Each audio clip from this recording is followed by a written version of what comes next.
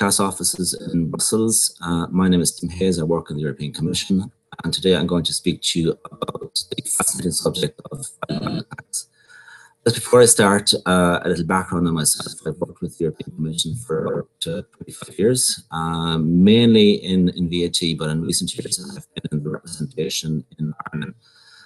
And at this stage, I'd just like to say hello to Siobhan Duffy, who is the legal advisor in Ireland. Siobhan was a fantastic resource for us in the representation in Ireland. But I'm sure everybody looking at this webcast is also a fantastic resource in your country. So basically what I'm going to do is I'm going to assume that you know just a little bit about VAT. I'm going to spend maybe 35, 40 minutes speaking, and then we have maybe 20 minutes for questions at the end. So if that's okay, we'll just keep off and get this technical thing going. So I'll just bring up my presentation here.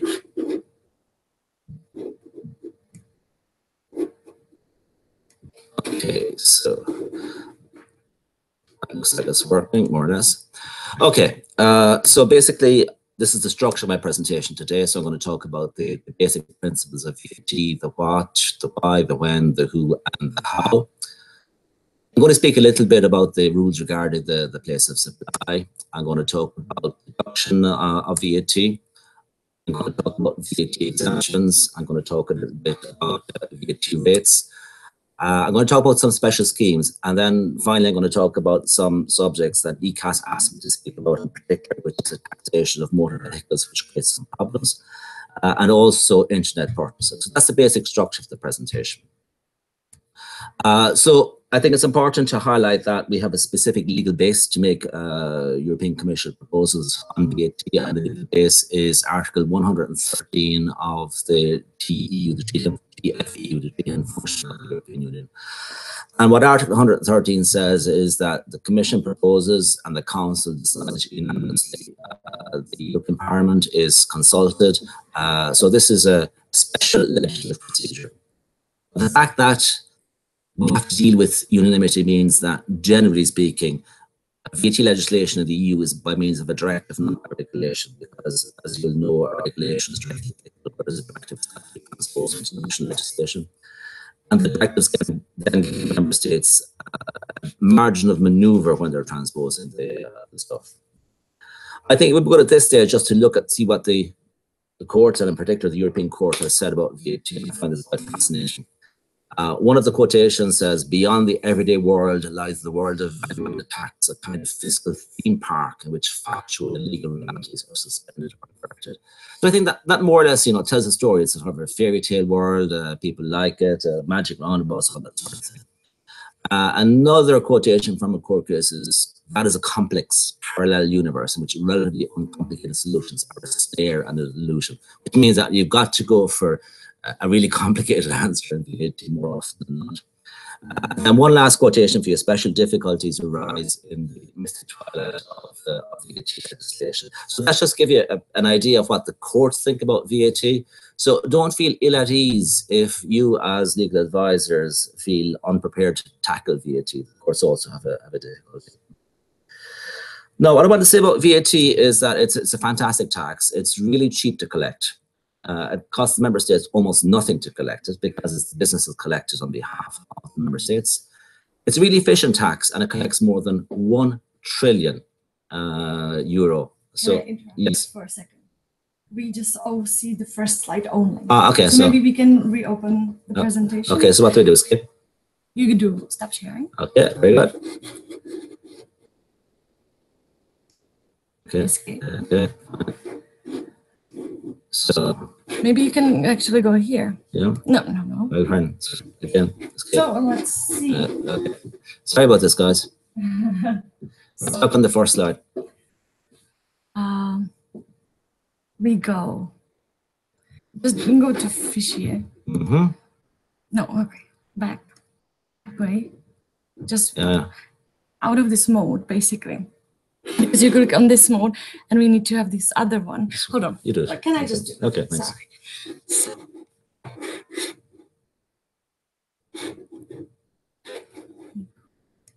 Here to screen share.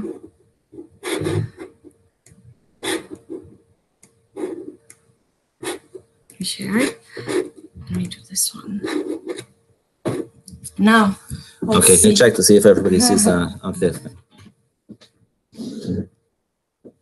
Okay.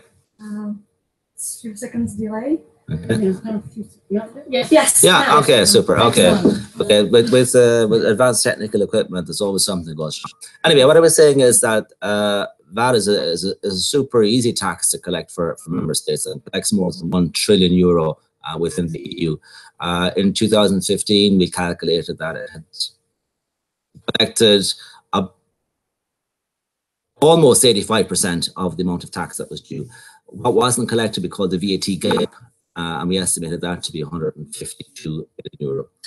The thing about VAT also is that it's fully integrated into normal business practices, and I think it's reasonably well understood, at least tolerated by the public, that there's going to be VAT, whatever it is that they buy. Just some figures, there's about 30 million people within the EU who are taxable persons, the people who charge and collect the VAT after the national treasuries. Most of those businesses are what we call small and medium-sized enterprises under our definition. That's less than 250 employees, etc. So there's only about 50,000 big businesses. But governments, and I mentioned here what we call the 80-20 rule. So about 80% of the tax is paid by about 20% of the businesses, and that's pretty consistent everywhere. So most of the tax is collected from the big guys. I'm going to try and see if the next slide comes up now at this stage. A few seconds delay. Okay. A bit of delay in it. Seems like, I don't know. It doesn't seem like it.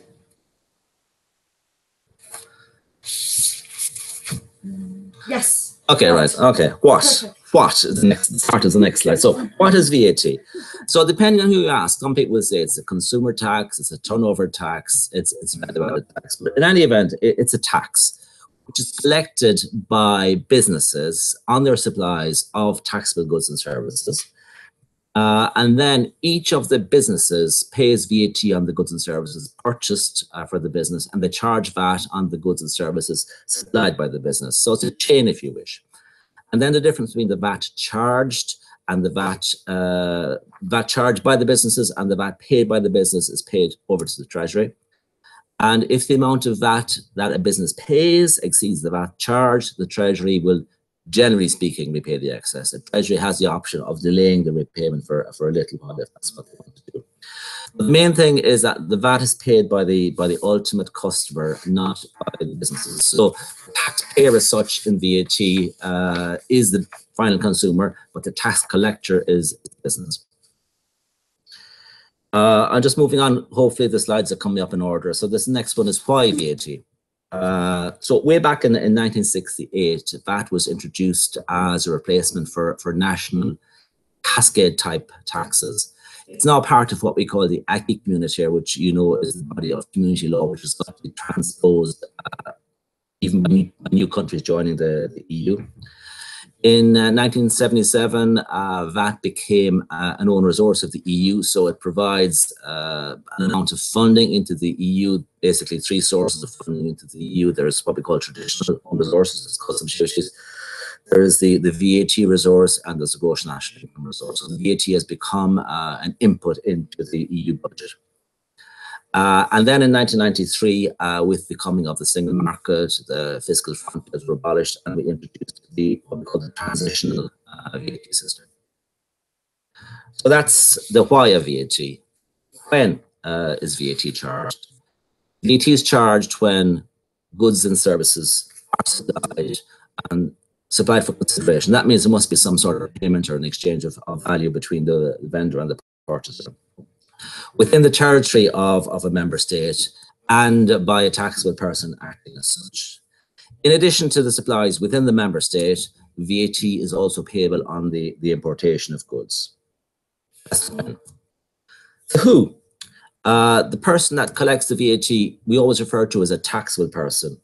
And a taxable person is defined as anybody who independently carries out economic activity for whatever the purpose or the result of that economic activity is.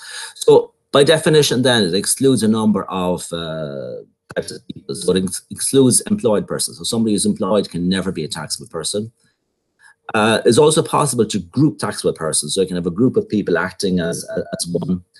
And public authorities, generally speaking, are not taxable persons, except when there could be a chance of a distortion of competition, or when they're engaged in certain activities which are listed in the annex of the VAT directive, which basically are commercial activities. So in essence, a public authority who engages in commercial activities cannot escape charging VAT. How of VAT? The reason is that tax receipts should be allocated to the member state where the consumption is deemed to take place. Because I mentioned earlier that tax is VAT is a value-added tax, a turnover tax, and so the idea is that the member state where the consumption takes place gets the tax. So for goods, it means that where the goods are supplied or when the transport begins. Then, as regards a couple of exceptions, for instance,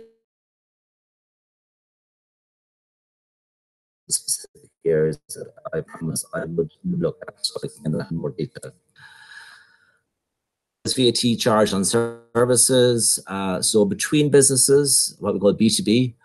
So in principle, that's taxed where the customer has his establishment. So where in the EU they have their establishment, the customer, where it is a business, is taxed by means of reverse charge. So the customer accounts for the VAT himself or herself. These services, generally speaking, are taxed at the supplier's place of establishment. So, example, you go and get your hair cut to a hairdresser, you're going to pay VAT there because that's where the hairdresser has his establishment. There are particular provisions regarding B2C services. For example, movable property is always taxable where the property is situated. So if you're buying a house in a country other than your own, you're going to tax it there. Transport services are also dealt slightly differently. Restaurant services are taxed where the restaurant is located. Services are also dealt with differently. Digital services, I'm going to go and explain that in more detail in a moment. There are special rules for supplies, B2C supplies for digital services.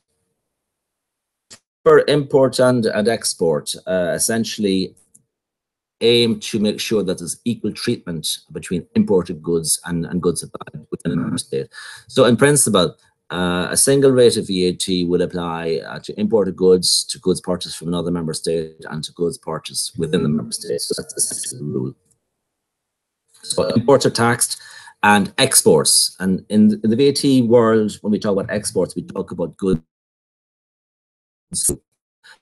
Because within the EU, we talk about intercommunity acquisitions and intercommunity purchases. It's just slightly different concepts. For most of the public, when they think about an export, they think about maybe going to the EU or maybe not going to the EU. For VAT purposes, it's important because export is only going on. I mentioned earlier that the taxable person business has a right to deduct the VAT that's coming into them. For the taxable person can deduct the VAT on purchases provided that it's a business expense.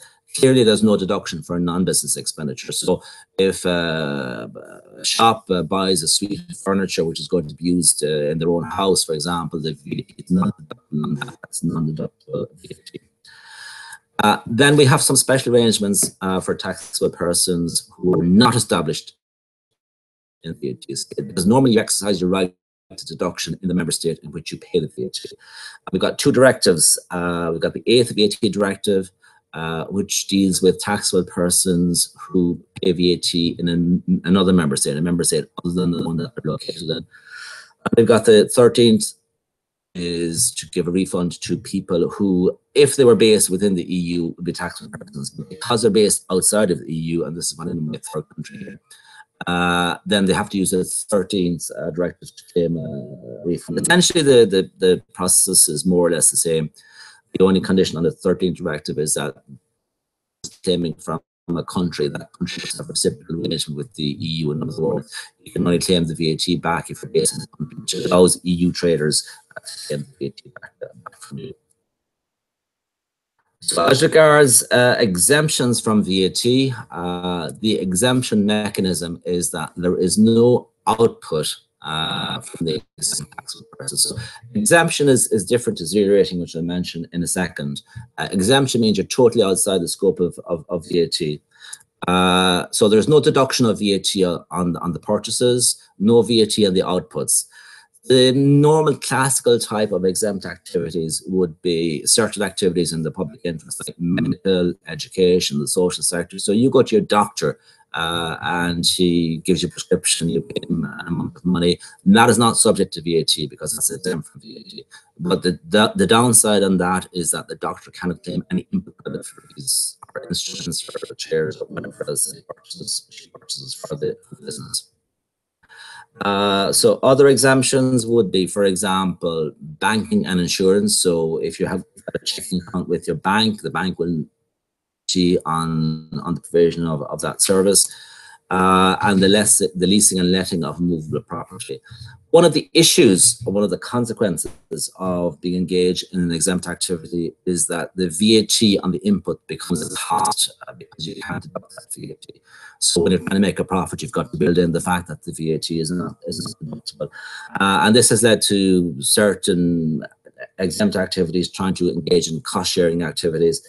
It's also a difficulty when it comes to outsourcing certain activities, because the outsourcing may be subject to VAT, which is then not recoverable by banks, insurance companies, and these sort of exempt activities. There are also some exemptions on importation. A classical one is travelers' allowances. So, you import goods from outside of the EU, the customs would stop you and ask you for VAT if the value exceeds a certain threshold. Reimportation of goods, you don't have to pay VAT on those. And then diplomatic arrangements, there is no VAT payable on diplomatic amounts. Moving on to VAT rates. The rule is that there should be one standard rate of not less than 15%. So 15% is what we call the minimum level of the standard rate. And that has been in existence for quite a while. Since 1993, in fact, we've had a rule that the standard rate shouldn't be less than 15%. In addition to the standard rate, the member state can have one or two reduced rates, or at least 5% to certain goods and services. So these goods and services are actually listed within the VAT directive. So member states can pick and choose from those goods and services which apply a reduced rate. There are a number of temporary derogations which have been in existence for quite some time, a lot of them since 1993.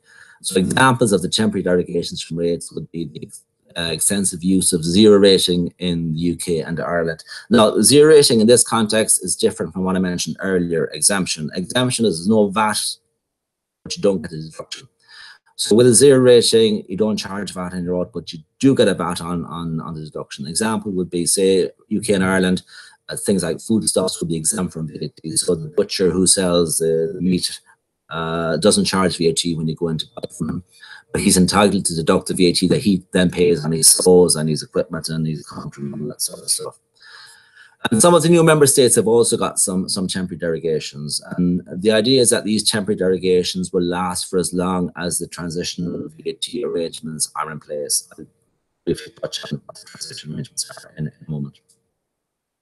So that's the general overview of VAT: who, what, why, where, and when, deduction, exemption, rates. I just want to move on now to some special schemes that we have for VAT.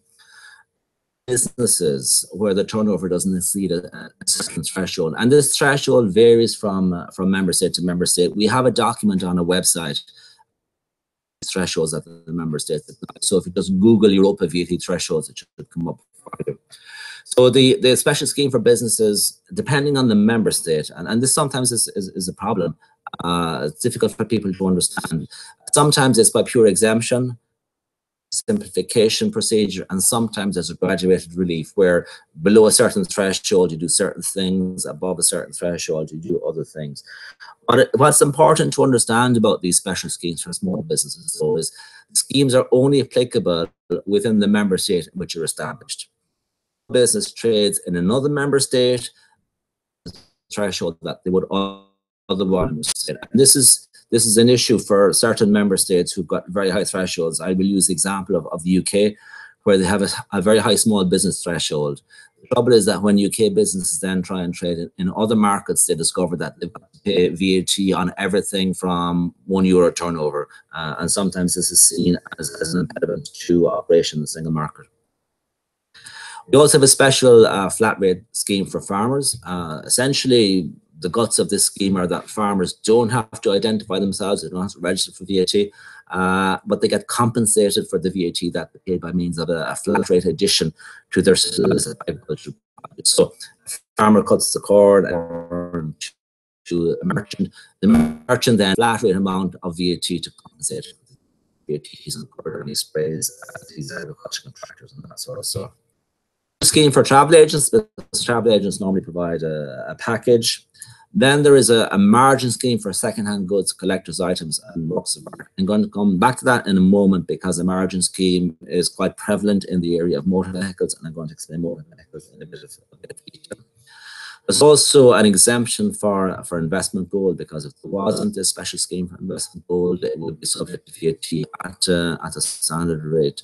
And those of you who watch the publications in the official journal very closely, you've seen that last month we published a list of gold coins which would be exempt for the year 2018. So it includes things like the usual stuff that you might buy, like crew crowns and things like that. But also sovereigns and a number of other coins from various different countries which are exempt from VAT, and we publish that list every year. We have a special scheme for telecom, broadcasting, and e-services supplied by non-established operators. Again, I'll come back to that in a moment because I'm going to deal specifically with e-services. I'm going to explain the rationale behind this special scheme. Before we do that, I just want to the obligations that taxable persons are faced with, which includes the obligation to register for VAT, because they must identify themselves to the tax administration and say, hey, VAT. The registration thresholds, as I mentioned just a little while ago, depend from member state to member state, but it is an obligation on the person to put his hands up and say, I want to register for VAT. Once you're registered for VAT, you get a VAT identification number, which is really important in the context, particularly of supplies of goods between different member states, because the VAT identification number is the key to ensure that the system operates correctly. They've got to keep accounts, they have to issue invoices, and they must pay the amounts of VAT due. So these are the obligations which are contained within the VAT directive itself. Sometimes when people look at the burdens on businesses, they take some of these obligations and say, the VAT directive is the only place, by the way, where you will see rules regarding the issuing of invoices. So sometimes when you look at the costs of the burdens on businesses imposed by EU legislation, people attribute all of the cost of issuing invoices to the EU because the only place is the VAT legislation. But nevertheless, any sensible business would obviously issue invoices because it's the amount that's used. Briefly, just look at the current VAT system, which has been in place since 1993. Happened in 1993 was that we created the single market and we abolished controls on goods that were traveling between member states. So we had to open up, and we had to bring in a special scheme or special arrangements for the VAT system from 1993 onwards. So the basic principle are that another end users, taxation in the member state of the market means that you're from Belgium, you go to Germany, you purchase goods in Germany, private individual, you pay Germany, you come back to Belgium, no more VAT to be paid. So that's the principle of the single market. This is why we call it so it's wherever the supplier is located, that's where you pay the VAT. As regards import and export between member states, that was then replaced by the concept of inter-community supply and acquisition.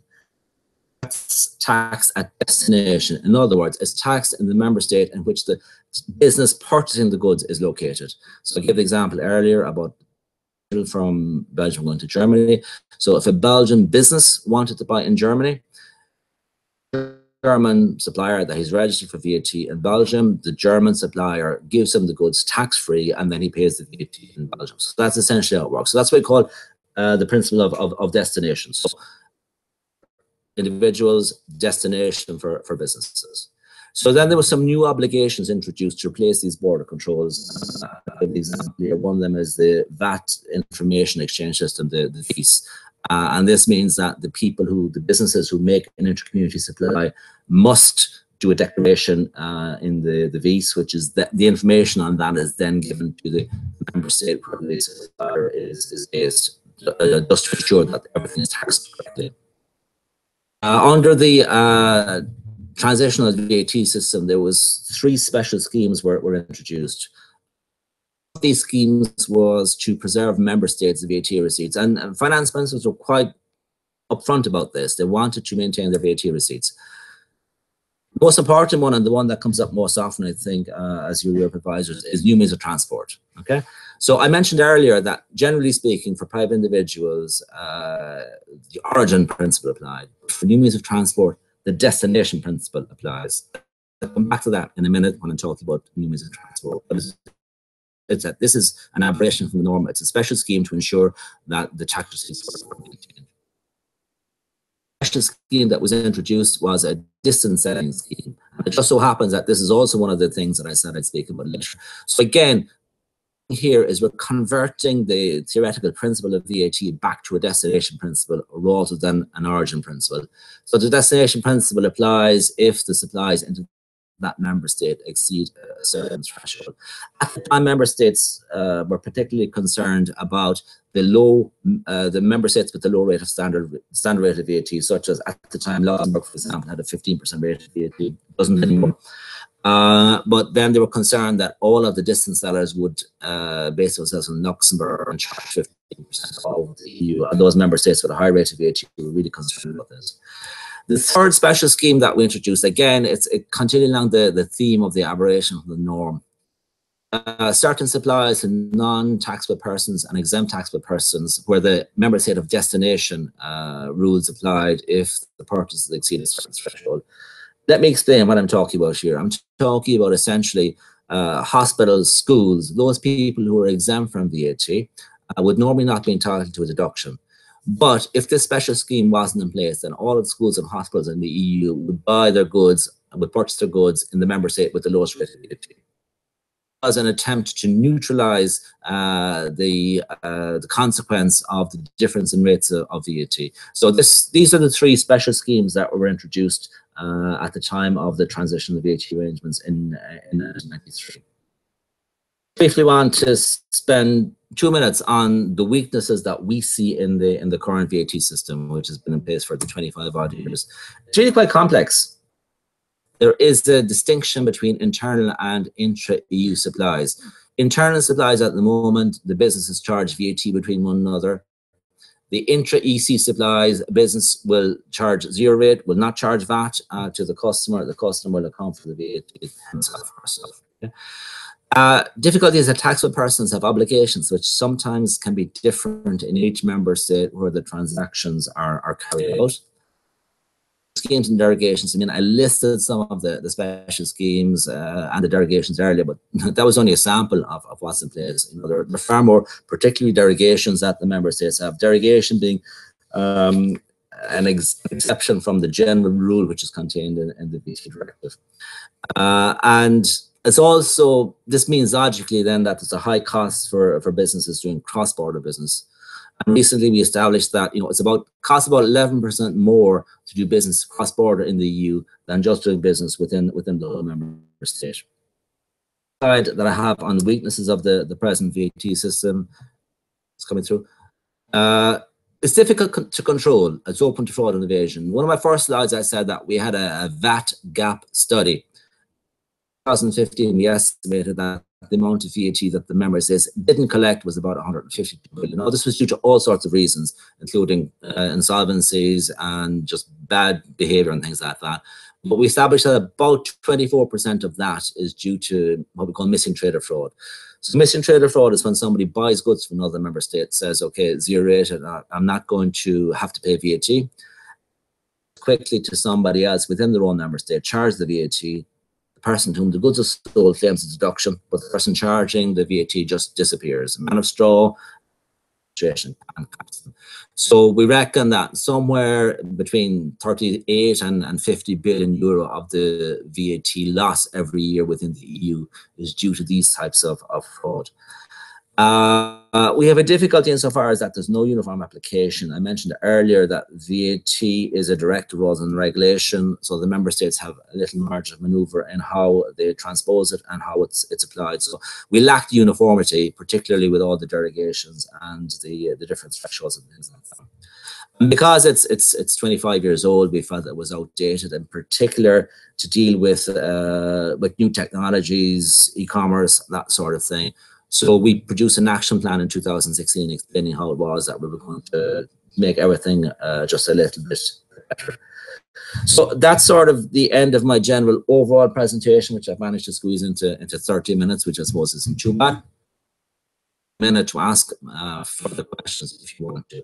So what I want to do now is I want to focus just a little bit on themes I mentioned earlier. One is motor vehicles and the other is internet purchases. So on motor vehicles, one of the most important things, if you look at the Europe website, it explains to you that you have to register your car in the country where you're living, okay?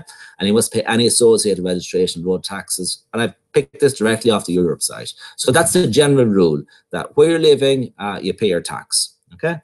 Now, I also noticed that in most of the Europe advice reports, indeed the one for the third quarter of 2017, for example, there was an unawareness of vehicle VAT rules among car dealerships. I would say in response to that, the rules have been exactly the same since 1993. And if businesses say that they don't know what the rules are, I mean, I don't know what planet they're living on, because there has been no change recently in these rules. But let's just look at the specific rules, okay? And what I'm going to look at is the VAT on motor vehicles bought by private persons, because I think this is the main issue that the Europe advisors are faced with. And I'm going to look at 5 different scenarios. The first is a vehicle purchased in one's own member state, a new vehicle purchased in a member state other than one's own. Third is a second-hand vehicle purchased in one's own member state, a vehicle purchased in a member state other than your own, and then a move from one member state to another. So I think that covers all the various scenarios that one is purchasing a motor vehicle as a private person. So a new vehicle purchased in one's own member state, you pay the VAT to the dealer. The registration tax may be included in that price or may have to be paid separately. If the person purchasing the vehicle is a business, and if it's permitted to deduct the VAT, that VAT may be deductible by the taxable person. Is that in most countries there is some sort of a limitation on the right to deduct the VAT on motor vehicles. That's because the tax administrations don't really believe businesses when they say, well, I use my car 100% of the time for business purposes. They always assume that there is some element, at least, of private use in a motor vehicle. So this is why, generally speaking, they put a restriction on the right to deduct. Then let's look at the situation where a new vehicle is purchased in a member state other than one's own member state. So let's suppose you're a Belgian and you go to Germany, or maybe even go to Denmark to purchase a new vehicle. I'm saying Denmark because the taxes in Denmark are actually quite high, so the base cost of the car is a bit lower than in many of the member states. So once you're purchasing a car as a private individual in a member state other than your own, you don't pay any VAT to the dealer, okay? But as a consequence of that, the dealer may say, hey, listen, my tax administration are I need some proof that the VAT is going to be paid in your member state. So give me proof of residence, or maybe give me a deposit, and once you send back proof that you registered the car in your own member state, I'll give you back the deposit.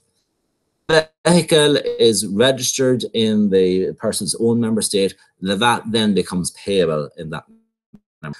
Belgian going to Denmark, purchase a car, he buys the car from the dealer. He doesn't pay Danish VAT, but he brings it back and he pays Belgian VAT to the Belgian tax administration.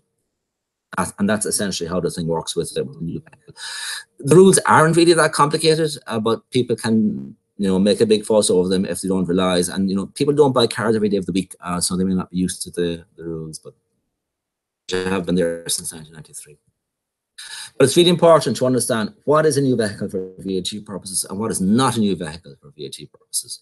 So what the directive says is that it's a vehicle which is supplied within 6 months of the date of first entry into service, or than 6,000 kilometers at the time of the supply. Okay, so what are the consequences of that? So a 5-year-old vehicle which has only traveled 4,000 kilometers is still a new vehicle for VAT purposes, and this is really important to understand. An old vehicle which has traveled 40,000 kilometers is also still a new vehicle for VAT purposes. So something that you might, as a private individual, think is not a new vehicle can be classified as a new vehicle for VAT purposes, because both conditions, if you at the same time, shouldn't have traveled more than 6,000 kilometers and shouldn't be more than 6 months old. If it feels that, then it's a new vehicle. If it's outside those parameters, it's the second-hand vehicle. So if you purchase a new vehicle from a non-taxable person in another member state, so previously we were dealing with purchasing from dealers. In other words, something that's less than 6 months old and has traveled less than 6,000 kilometers from a private individual, there is a system whereby the person who's selling you the vehicle can claim some of the VAT back. He's got to register individually with his tax administration, and obviously then the tax administration will say, hey, listen, is this a once-off sale or is this part of your business? If it's part of your business, then you've got to do something else. But the idea is that it should be neutral whether or not you purchase a vehicle from a taxable person in another member state or from a private individual in another member state. Buy a second-hand vehicle in your own member state. So again, given the conditions, more than 6 months and it's traveled more than 6,000 kilometers, VAT rules are applicable. Okay, so if it's purchased from a dealer, if there's private purchase from a private individual, there's no VAT chargeable because that's outside the scope of VAT. Second-hand vehicles from a dealer, subject to VAT. From a private individual, not subject to VAT. If you buy a second-hand vehicle from a dealer, there are 2 different possibilities. VAT on the full price, or you can charge a VAT on what we call the margin. And the margin scheme I mentioned just a little bit earlier is one of the other special schemes. And this is where we got 2 schemes sort of interplaying. Why would the dealer choose to use one of the special schemes? So if the previous owner was a taxable person and he was entitled to fully deduct the VAT on the initial price of the car, then the car is fully subject to VAT. On the other hand, the previous owner didn't get a full deduction. Margin scheme is applicable to the supplier. Okay, so that's for a second-hand vehicle, 2 different reasons. Margin scheme. The purpose is to avoid double taxation paid by the dealer, but the taxable base is not the full selling price of the car. It's the margin made by the dealer. So it's the difference between what he bought the car for and what he's going to sell it for. Moving from one member state to another. So since 1993, moving is no longer what we call a taxable event. So no taxation occurs if there is no supply with transfer of ownership. If you move from a non-EU country, it still is a taxable event. So there are some registration obligations when you move from one country to another, or when you move from outside to inside the EU. But all of this information is contained in the Europe, so I'm not going to repeat it here. Just look at it. What I call elephant traps.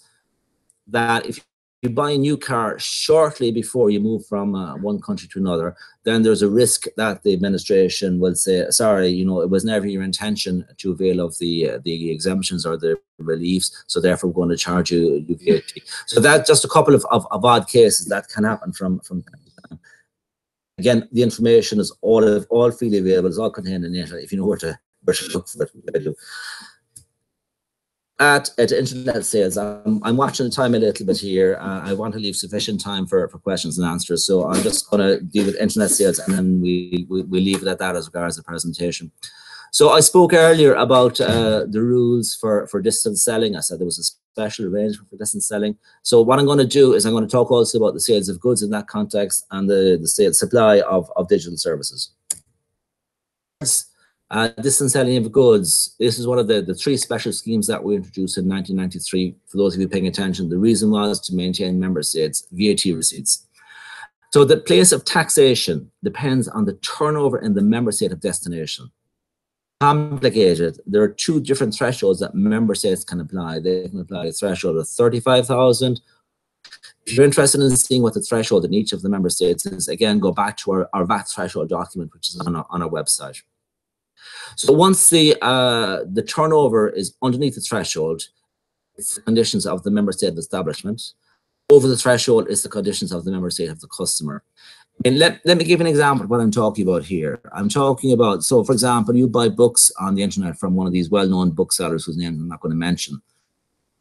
They will charge you the VAT rate applicable in your own member state, which means that it's of no advantage to you from a VAT perspective to purchase the book in a shop locally or to purchase it over the internet from one of these big suppliers. So that's what's happening with this scheme, is it neutralizes the advantage of VAT rates. So all the VAT rates are neutralized. And one thing to note is that somebody supplying goods over the internet, distance selling as we call it, can opt to register even if they're under the threshold of 35,000 or 100,000. But generally speaking, registers are identified for VAT in each and every member state. Wouldn't necessarily be. So with the smaller operators, you could be paying the VAT of the member state in which they're based rather than the rate of VAT in your own member state.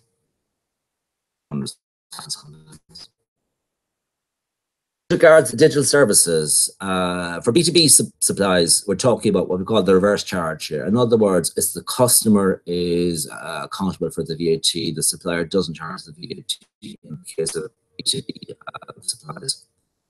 As B2C supplies, they're always taxable in the member state of the customer. So as a private individual, you're going to pay tax in your own member state, not the rate of VAT applied of the supplier.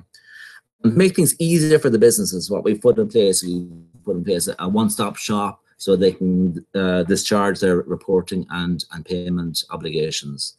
And one of the issues with B2C supplies is that there is no registration threshold for electronic supplies to customers in another member state. And this is something I mentioned a little bit earlier. For SMEs, it can sometimes be difficult when they're engaging in e-services to realise that they've got to account for VAT from the first euro. By the way, legislation passed at the ECAS meeting just this week, which changes that. But I'm talking about the current situation rather than the future situation. That's an handbook and a change that because we believe that it creates too much distortions of competition. Just for a moment to look to see what are these digital services. So essentially, broadcasting services, televisions, and electronic services. What's electronic service? A service that's internet or an electronic network, which is essentially an automated supply of services, human intervention, and it's impossible to ensure the supply of the service in the absence of IT.